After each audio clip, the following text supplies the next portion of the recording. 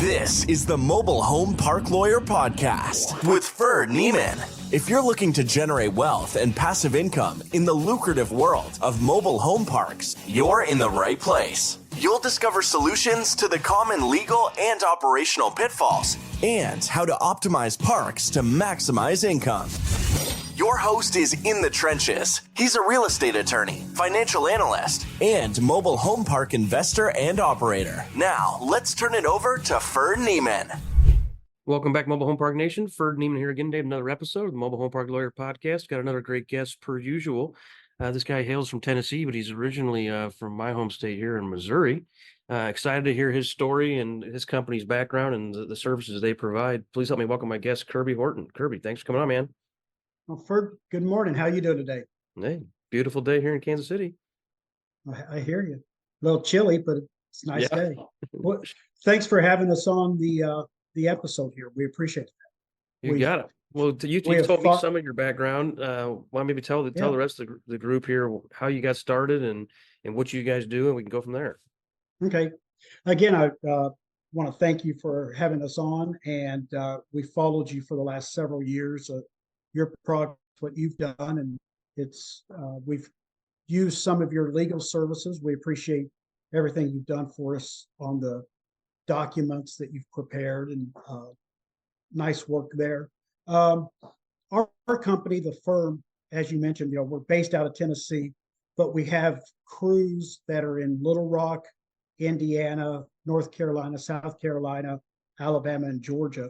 And we started out probably 15 years ago. My wife and I did. We have a history of working in the employee benefits arena. That's where we started right out of college, dealing with ERISA plans, pension plans, group health plans. And we had a career in that and did well. And then probably 16, 17 years ago, we decided, for some diversification and to change direction and where we're going. And after doing a lot of research, a lot of reading, we stumbled upon Lonnie Scruggs' book. And we basically started out as a Lonnie dealer. And in Franklin, Tennessee, we bought one home, paid $800 for it. And the park manager at the time is actually one of our employees today, and he's been with us from the very beginning. He was our very first employee that we hired outside of family. And so we bought that home, rehabbed it, sold it on terms for 4 years, and that worked out well. So we went back to the trough and got a second and third, and finally, by the time we decided to exit the Lonnie business and get into park ownership, I think we had probably 60, 70 homes that we had purchased and rehabbed and then sold on terms. So we had a nice little revenue stream going there. One of the things, Ferd, that we found out, it didn't take very long, was when you do that type of business, I found myself being tied to the mobile home parks the first week of the month to collect rent. Right. And then the other thing is it was sort of a self-liquidating business because I put everybody on a 48-month term, and it was very simple. They put $3,000 or $4,000 down and pay me $250 a month for 4 years, and everybody's happy. But you're on a treadmill there because it's self-liquidating. You have to replace every time somebody pays off their mortgage or their note to us.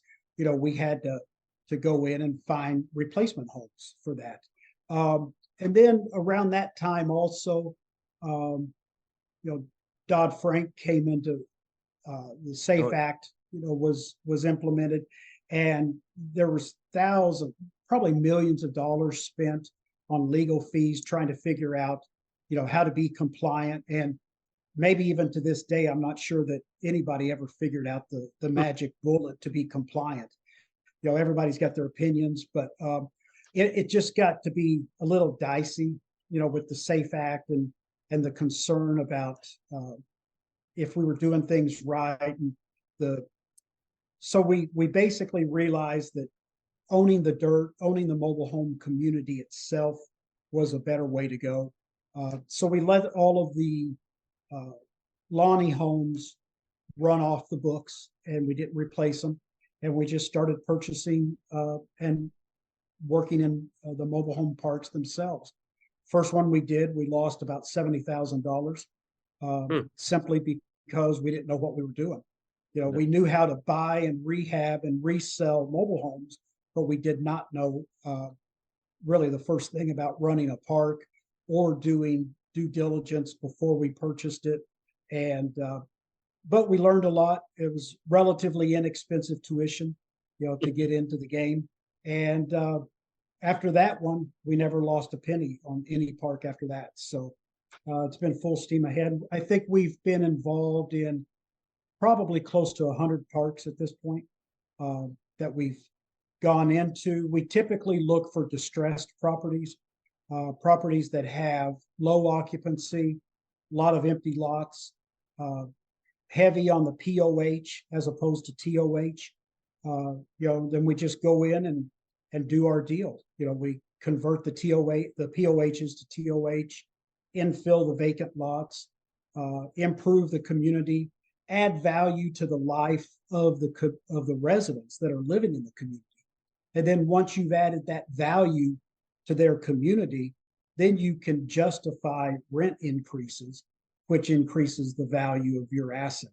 And I think we've done very well. We've not only have we helped ourselves financially, but we've been able to improve the lives of the residents that are living in the communities that we serve. No, great So stuff. That's where we are today. That's good. A lot of good stuff there. Yeah, I mean, especially I like that where you're saying you improve the community and then you can justify the rents. That's the way we do it as well. A lot of people obviously have got some heat and got the industry heat and talking about rent control because they'll go in, double the rents and not even change the phone number on the sign, and it's a big problem. Exactly. Right? Yep. No, on the Dodd-Frank piece, I mean, I think the proper way to get compliance would be to get a mortgage loan originator license, but it's a heavy burden for your sales staff. So that's where the PEP, the 21st Mortgage, the Zippy, Vanderbilt, Triad, those places can come in and be helpful to kind of do the paperwork right. And I echo your comment about kind of the recycling of cash or self-liquidating. I mean, that's part of the reason I stopped flipping houses. It was like I did all this work and I made $10,000, I made $20,000. I paid tax on it, ordinary income. And then I'm like, I got to do it again in order to get money. Yeah. So then I started doing buy and hold and like, wait a second, I do a little bit of work up front and then I get a little bit each month, but every month, and of course it goes up and that note goes down and you build equity. So really increases the overall yield and IRR. So I'm with you that, the Lonnie deals, that's the problem where they roll off and then it's like, well, now you got to replace it. So curious then on your point, your comment about converting POH, park-owned homes, to tenant-owned homes. I think most people in the industry prefer tenant homes as well because they just less maintenance to get rid of some what can be a depreciating asset at times. But one benefit of the POH relative to the Lonnie deal is it doesn't liquidate itself. You get, instead of $250 a month, you get $300 a month and you get it forever. Of course, the downside is you got to maintain it and may require more management, more maintenance. So it could impact your financing. So just in general, do you guys also have rentals, or is the goal just no rentals and you convert them all to tenant-owned homes? Now, the used homes, the older homes, the legacy homes that we inherited when we bought the park, not legacy the manufacturer, Sure. but the old timers that were living there before us. We do everything that we can to convert those as quickly as possible. But of course, because we're doing heavy infill with brand new homes, $60,000, $70,000, $90,000 homes, all in by the time you get it set and everything.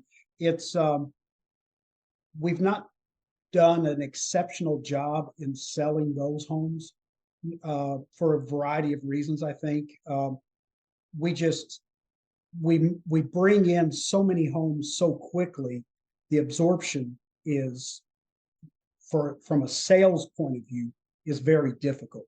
So when we end up exiting the park, we will have some park-owned homes in the inventory, but they're going to be relatively new homes. They're going to be anywhere from 2, maybe 3 years old at the most. Okay, got it. These homes, and we try to be very careful. We always want to keep an eye on the potential buyer of the community. So, I always preach to our crew that, the challenge for us is finding the right asset and then exiting. Once we figure out how we're going to get out of it, then we need to get in it, and then we know what to do in between. So the in between for us is relatively simple because we've done it so many times. Right. Simple is not to be confused with easy. Sure. It's simple, but it's not easy. Yeah, I got you. Yeah. Yeah. I say that a lot too. Yeah. And so we always look at the exit strategy. And of course, if a buyer is looking to do agency debt for financing, we have to be aware of the ratio of park-owned to tenant-owned homes. So we really try to bump that TOH up as high as we can, recognizing, the buyer's needs to finance the property. Now, if it's an asset that we plan on holding for several years, we're not in such a hurry to convert that TOH, the POH to the TOH model. There is a lot to be said for the POH. Unfortunately, it's just a fact that, the seller is not going to get the real value of the park-owned homes. You just can't do a 8 cap on the rental income.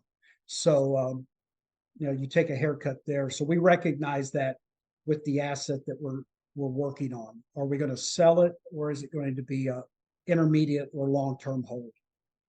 No, that's a good analysis. I have, some similar thoughts on it. I'm curious, what goes into the decision hopper as to determine whether or not you're going to flip out of that park or you're going to hold it long term. Because a lot of guys only flip parks, and a lot of guys say, I'll never sell them, and they just build these big portfolios. Sounds like you're, kind of a little bit of both. So what goes into that decision matrix? Gosh, I wish that it was as simple as a matrix that we could just fall back on. It's a lot of times it's just gut.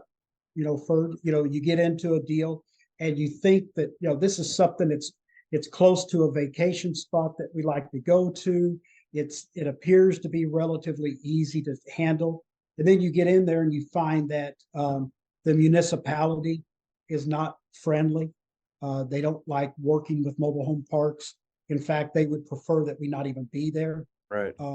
So we can get into situations like that where on the surface it appears to be a buy and hold, but in reality, after getting in there and working on it for a while, I'd like to think that we uncover everything during the DD process, but we don't.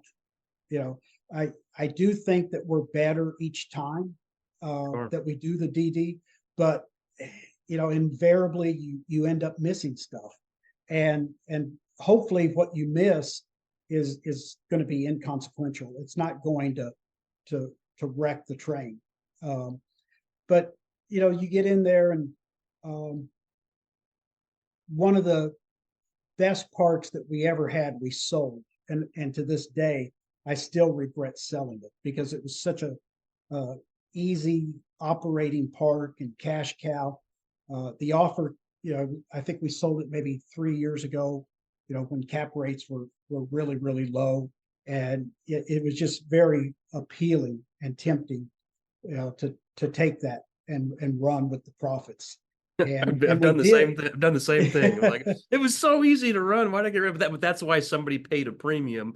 Direct bill, water, sewer, trash, no park owned homes, fully occupied, good rents, and I had to let her go. But that's exactly where this one was. It wasn't very large. It was only about 40 lots, but it was so hands off and so easy it came the closest to being mailbox money that I've ever seen. Yeah. And Been there. I think you bring yeah. up a good point too on, changing the business plan. If the plan is buy and hold, but then something changes, perhaps it's a great offer, but perhaps it's the city. I know one of my mentors at my old law firm, he used this quote. He said, capital goes where it's welcome and stays where it's appreciated. And I bought a park in Northeast Missouri, and I had to close before I could get a variance. The seller firm date, I had to close. So I talked to the city ahead of time, and I needed a variance for infill because I was going to be shorter. I was too short for the setbacks. And the mayor said, yeah, no problem. We called our local council person, no problem. It's a town of 5 people, and we closed. Like 2 days later, there was a really crappy trailer park adjacent to ours, like literally just right across the small city street. Somebody had a meth fire and burned the house down, and they died. So we go to the city council 2 weeks later asking for a variance to put homes closer together. And fire marshal stood up and said, we're lucky that the home that burned down didn't have homes that close together. They all might have burned. So the mayor says, do I have a motion to approve Ferd's variance? And nobody even made a motion. So it died. So we were mad. We went to the mayor. He goes, sorry, I can't make the motion. I'm the mayor. Robert's Rules of Order says somebody else needs to. So we ended up having every council member come visit the site. And we thought we had the vote to, okay, now I see theirs is different, and that was a one-off, and we were good to go. And we went back to the council, and the mayor told us, you have my word. I'm going to get it done. I'm going to get you your motion. And he had the mayor pro tem motion to approve. And the mayor says, do I have a second? Crickets. The next day we listed that park for sale, and we said, our capital is no longer appreciated here. And we actually made a little bit of money. And knock on wood, we've made money in every project, but that was when we're like, we didn't make the money we were going to make, and we didn't put the investment in that community we were going to do. And, the deal changed. This is 20 minutes from my hometown. I'm like, we were going to run this park forever. And like, you know what? I'm not going to run it to make pennies. You gotta let us improve it. And I drove by it one time a few years later, like 5 years ago or more. I drove by it, and it looks the same, only older. It's like nobody put any money into it. It's gonna die. So it's a sad story, but the way it goes. Yeah, nobody can put money into something like that. And it's unfortunate that the real losers in that situation are the residents, who need affordable housing. And that's the biggest loser right there. And then of course the larger community surrounding the park is a loser as well, because housing is important for a good workforce. Affordable housing is important for a good workforce. And that particular city council is just strangling themselves long term over a knee-jerk reaction short term. Yep. Yeah, for sure. Okay, so you guys tell me how you convert the tenant-owned homes or the park-owned homes to tenant-owned homes. I've heard people say you just send them a non-renewal, and some of them try to pitch them on a different lot rent. Some of them try to pitch them on, we'll fix something up. And I'm curious your conversion ratio, because Frank Rolfe he's done it more than probably most, and I've heard him say, if you got 100 of them and you tell all 100 we're non-renewing your lease, he said 50 of them will say cool, and I'll take the slightly decreased payment. Of the remaining 50, they'll be quiet, and then the time it comes due, half of those, the 25, will say, okay, I'll do it, begrudgingly, and then 25 will go away. So that was kind of his metric, was you're going to get about 75% success. Well, I had a client that did it somewhat recently, and everybody left. And it was like, oh crap, dear. we weren't planning on that, Yeah. And a part of it's obviously it depends, right? What's the quality of the home? What's the quality of the park? What's the delta in rent, and so on. But I'm curious your experience with it. Well, all of those things that you just mentioned, the delta is important, of course. The quality of the home is important.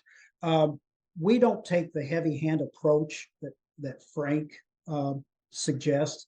We take more of a hands-on, meet with each person in their living room. Our community managers are empowered. One of the things that we do that that we preach to our employees is that they've got the ability to do whatever is necessary to get the job done.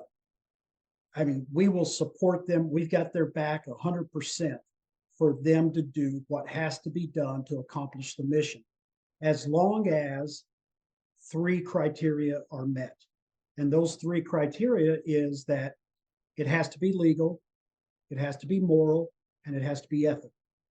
And as long as our employees are abiding by those 3 tenets, then they can do whatever is necessary to accomplish the mission that we have. So as long as it's legal, ethical, and moral, they have the ability to make things right for the community and for the residents. So we really empower with a bonus structure and just letting the employees know that they're the community managers and important to us. That the community manager is the most important employee in the company. I mean, they are right there taking the heat every day. There's no day of rest for the community managers. So meeting the residents in their home, in the living room, helps tremendously. The other thing that we've started doing, which I can't believe we didn't do it earlier, was go to JD Powers, who owns the Blue Book NADA, and you can they have a subscription service that you can go into, and basically you enter in the VIN, the manufacturer, the model, the number of bedrooms, and a few other items, and it will give you the value of that home, both on a wholesale basis and a retail basis. It'll give you the value of the home. And the amount that we sell that park-owned home for is always significantly less than what the Blue Book value is. But we'll go in there and that'll be part of the presentation that the community manager does, is show the resident that this is the value of your home, and we're going to let you have it for this amount here. The other thing you're selling them still. You're not giving them away. A lot of people give them away, or is it really old rough? Do you give them away or give them for $500 or something? We've paid people to take them. Oh wow! Yeah. So on the other, and that's got to be an interesting sales pitch. Here's a valuable asset for you, so valuable. I'm going to give you $1,000 to take over this money pit. Yep.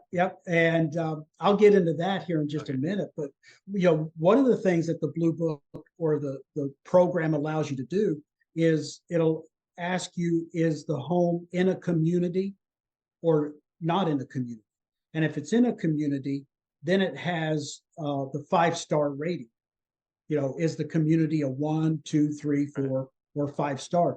And the value, depending upon the grade that the community receives, obviously the higher the value of the home.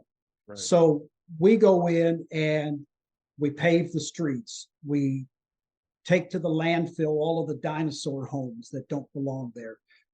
We clean everything up, and we skirt, we cool seal, we paint, we pressure wash, do all of that beautification. And then you go in and you meet with these residents and you show them the 2 different reports on the Blue Book. This is what your home was worth before we purchased the community. It was a 2-star. Now it's a 3-star or it's a 4-star. It's difficult to take apart from 2 to 4. Right. But if you go from 2 to 3, it increases the value of that particular resident by several $1,000s. No, that's great.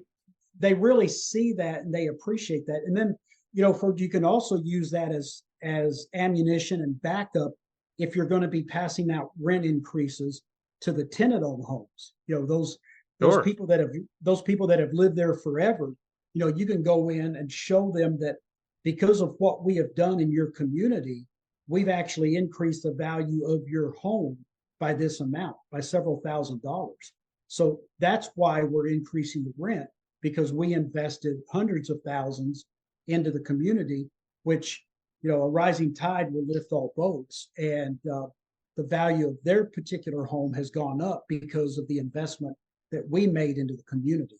So it makes the rent increases a lot more palatable and easier to swallow for the residents.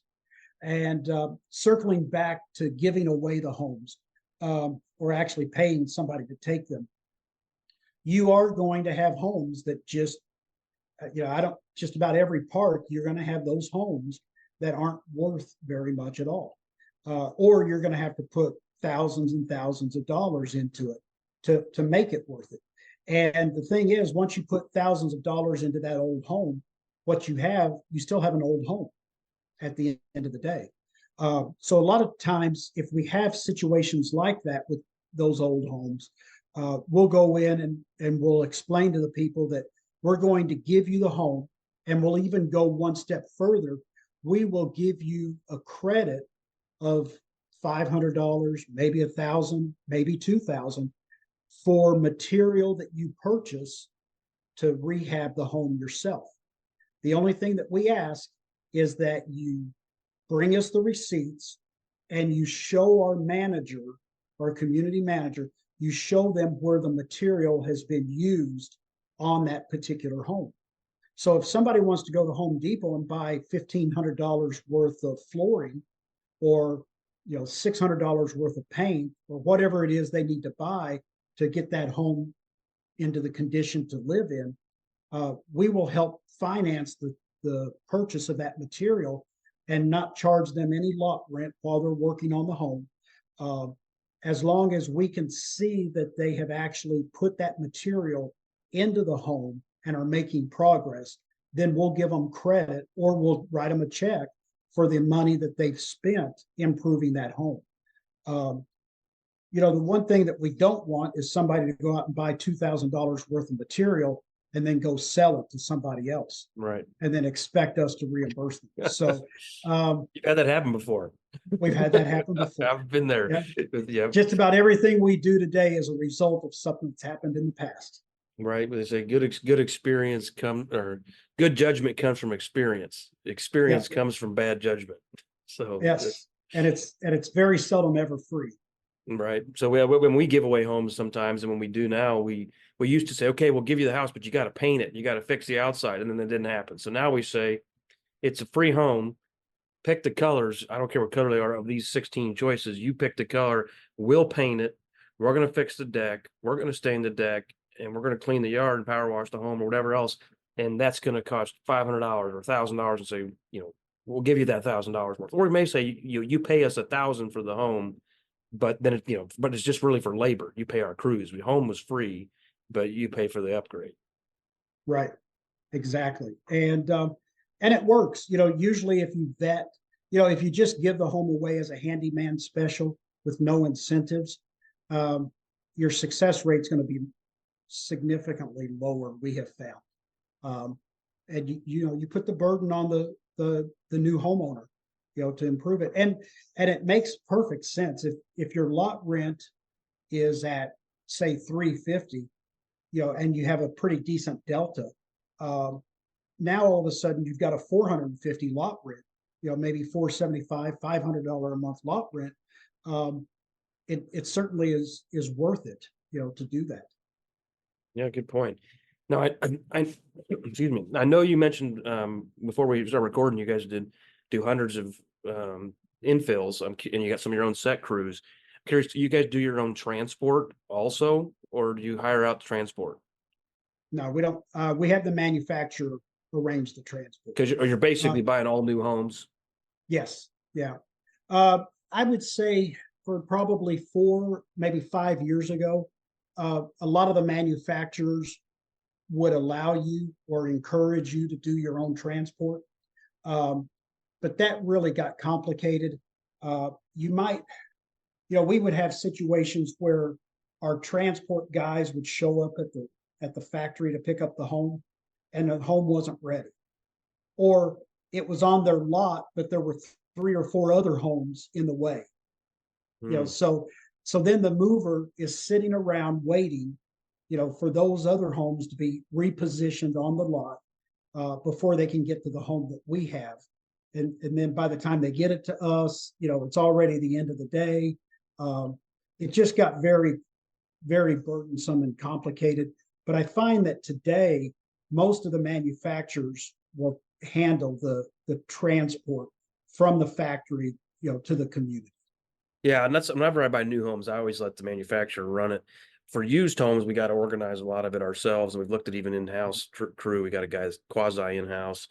So I'm curious your view on buying new homes versus used, and then in particular, do you think you can put a new home in any community or only in nicer upper dollar lot rent communities? Yeah, that's part of your DD, is making sure that that new home doesn't stick out. You've got to, when you're buying a 1,100 square foot new home, say a 16 by 72, 3-bedroom, 2-bath, you're going to be renting that home out to a family, not to an individual, not to a couple, but in all likelihood to a family. And do they really want to be living in between two trailers from 1965, that haven't been kept up? So you really have to think about, how am I going to market this new home? If you're bringing in 30 or 40 or 60 new homes into a community, and you've got another 120 homes there that are just, obsolete and ugly, you really have to rethink that and say, how's our marketing success? Are we going to be able to fill those homes at a premium price with all of these butt ugly homes surrounding it? Right. So that's something that you have to look at, and will it fit in? Right. No, I agree. We buy, we bought a lot of used homes last year and say, well, which park is it going to? I can look at the photo and I can tell you, it's going to this one or this one or this one, based on how the quality, that we have one park, and no disrespect to that town or those folks, but it's like that park, we're not going to send vinyl shingle homes in. So if we find a 1990 metal, it's going there. We find a 2007 vinyl shingle, it's going 5 miles down the road. Right. Yep. Absolutely. Okay, good stuff.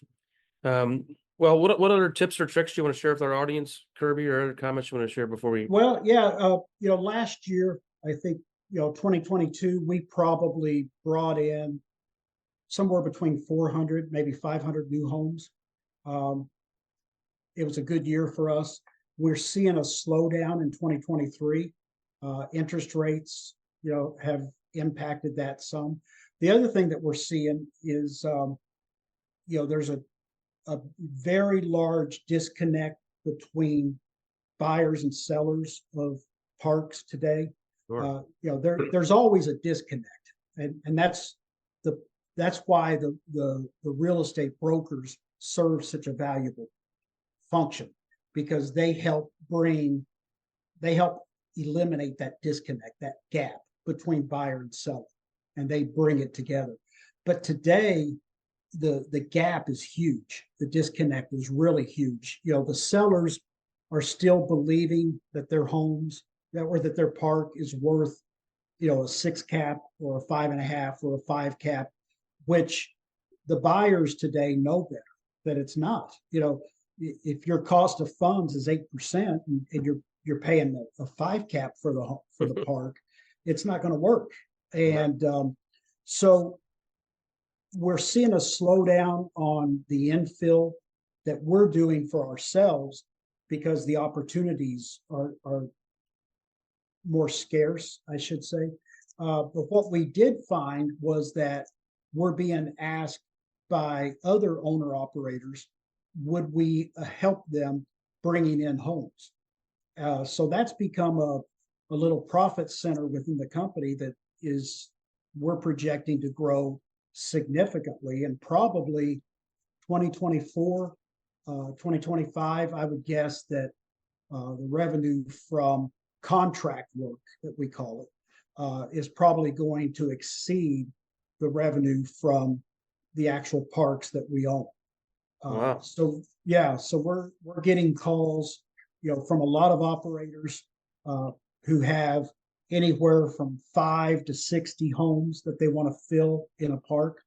And we'll do everything from site surveys, getting the permits, determining the setbacks, determining the size of the homes, the lot preparation, water, sewer, electrical, AC, skirting, decks, clean up the interior, get it move-in ready, landscaping on the exterior.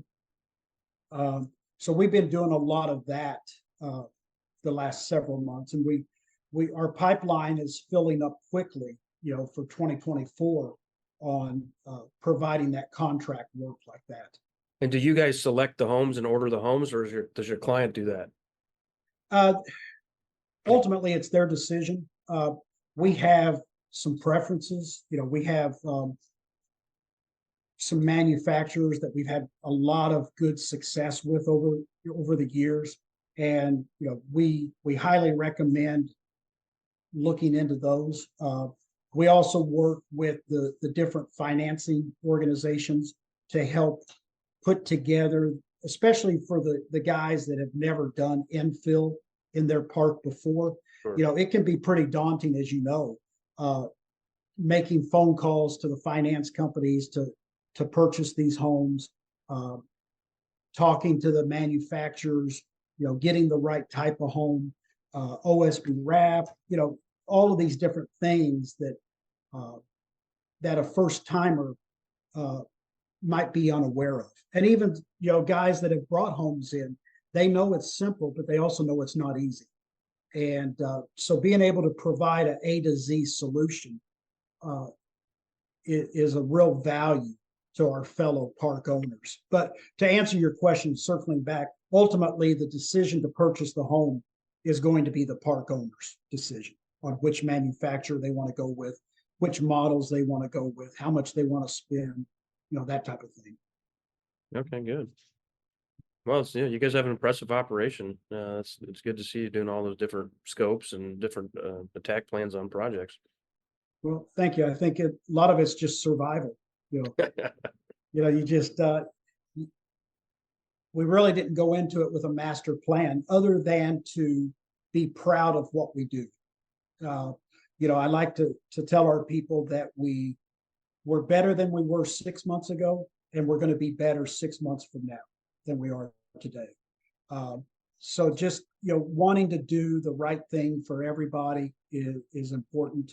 One of the things that I always think about is I would like to think somewhere down the road, 20, 30 years from now, there's going to be a mother or a father who's talking to their children about the quality of their life as they were growing up in this community. And they have fond memories of riding their bicycles, riding their scooters throughout the community, the friends that they have in the community, how safe they felt growing up in that community. That's probably one of the things that really drives me, that I think about several times every day, is changing the direction, changing the lives, improving the lives, the trajectory, so that these grown-ups 20, 30 years from now have fond memories of their childhood community that they grew up in, and that they're not ashamed to tell people that they grew up in a manufactured home community. And that's the other thing that is a burr under my skin or under my saddle, and that is when people refer to them as mobile home parks, trailer courts, or even a manufactured home community bothers me, because if you leave your office and you drive around Kansas City, or if I drive around Nashville, I see a lot of red brick homes. I mean, red brick is really big around here. But when you go into these communities, it's not the sign out front doesn't say Ravenwood red brick community. Right. It's Ravenwood, period. Right. And the same with our communities. Why would you call it a manufactured home community? It's a community, period. And I think granted, using the term manufactured community is better than trailer park or trailer court or whatever, but it's still, I think, a slap. I think getting rid of the term manufactured and just referring to it as a community, because that's what it is. No, I think that's a laudable goal. I mean, part of what we do, we call them mobile home parks typically because that's what our customers call them for purposes of marketing. Obviously, MHI, for example, really wants me to say manufactured housing community because it's classier. I get it. Technically, the mobile homes went away after 1976, so they're all manufactured homes.